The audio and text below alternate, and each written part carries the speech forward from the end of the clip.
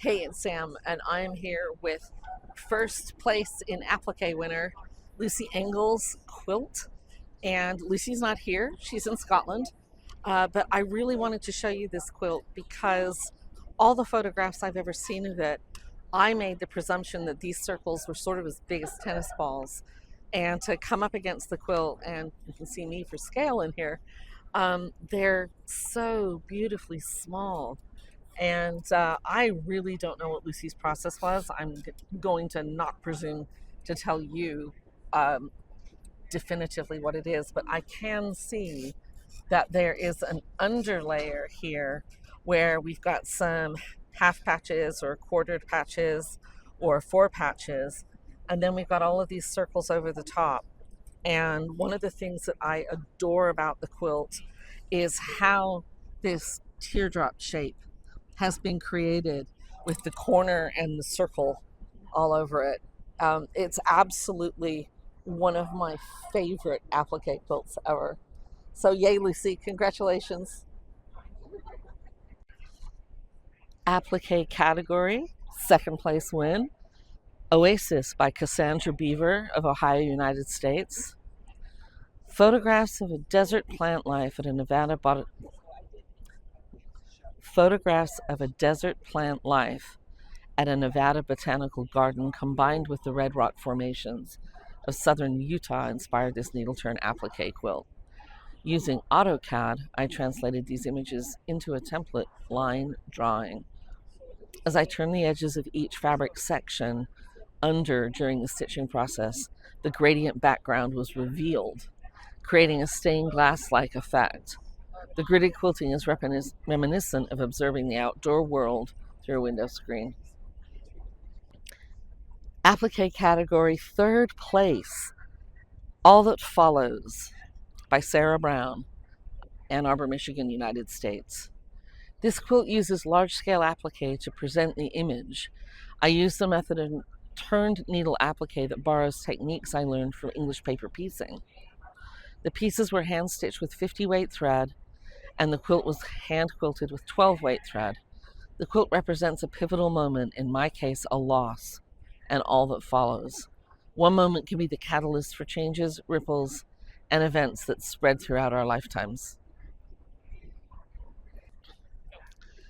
Applique category, Amazing Circuit by Lori Torsher in Saskatchewan, Canada.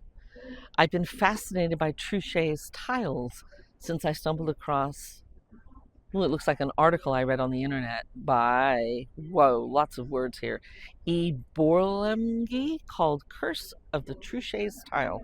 With further research, I found an article called Multi-Scale Truchet Patterns by Christopher Carlson. Playing with the ideas, I drew several different random designs, and I quilted a grid to mark where the blocks are in the quilts.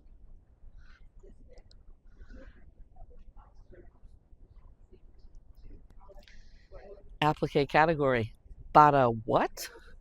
By Iva Steiner in Lucerne, Switzerland. Life doesn't always go baba boom. Sometimes it gives you a bada what.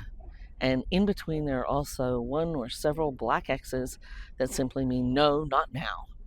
Working with my hand helps me to refocus and process both good and less good things. And the bright colors keep me optimistic even in the darker times. Use 2 layers of batting, 80/20 and wool to create the fake trapunto effect.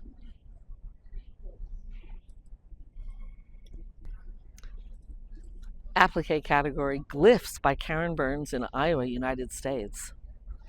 After learning Carol Breyer Fallert's applique technique from Sheila Frampton Cooper, new possibilities opened up. My interest in hieroglyphics and petroglyphs inspired this abstract design, which I developed in Procreate. The motifs enabled me to play with free motion and ruler work quilting.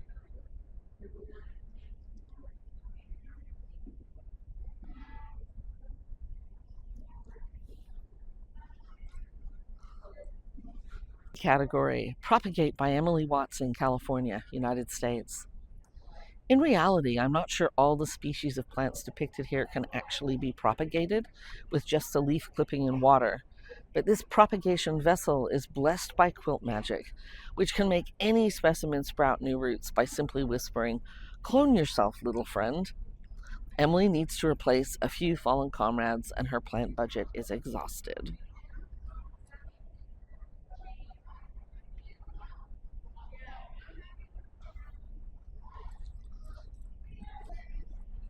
Applique category: So Many Ideas All at Once by Tia Curtis, Leavenworth, Kansas, United States.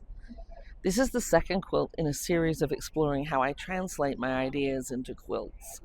I wanted to work large with applique, but still use needle turn.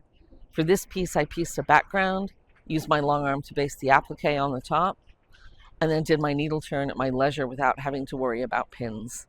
I kept going with the process as the quilt grew.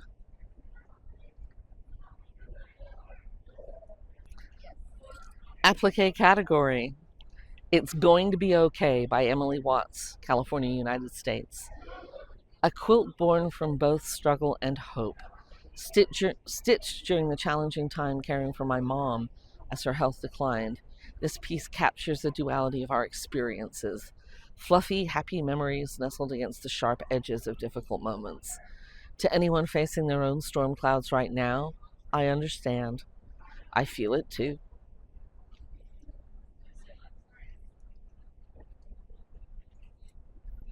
Start this shit up. Applique category: Hanging Around by Claire Victor of Arizona, United States. This design is a tribute to the mid-century modern painters, but using my color palette and my intentions. I like to create 3D shapes, interactions, movement, and a bit of whimsy.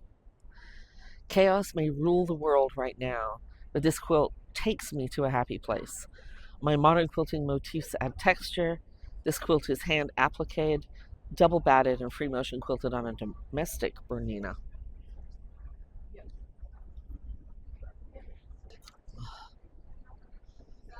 Applique category: Tamari by Nancy Lambert of Georgia, United States. Tamari balls are an ancient folk art of spherical balls decorated with thread. This quilt depicts the spherical ball with fabric and embellished embroidery. The spherical ball has a colorful geometric pattern that is repeated around the ball.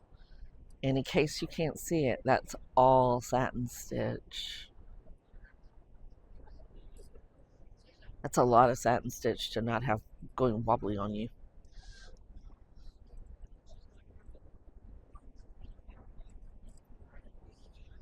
Applique category: Oil and Water by Renee Tallman, California, United States. I often dream about shapes. This is what happened after one particularly wild night.